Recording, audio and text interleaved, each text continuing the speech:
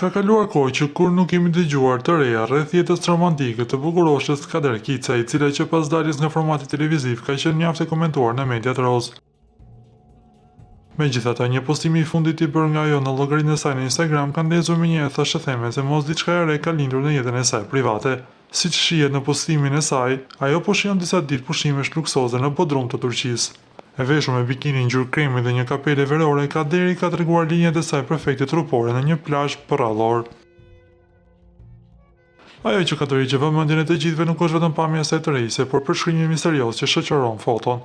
Ajo shkroi: "Nuk jam e sigurt nëse po ndjek diellin apo një dashuri verore, duke lënë të nënkuptohet se pushimet në Turqi mund të jenë duke u shoqëruar nga një roman të re." Kjo deklaratë e saj ka ngritur menjëherë dyshime tek ndjekësit, nëse bukurosha ka gjetur sërish dashurinë apo nëse thjesht po luan në imagjinatën e fansave. Se çka po shihet pas këtij përshkrimi dhe a ka nisur zyrtarisht një kapitull i ri për të, mbetet për të parë në vijim.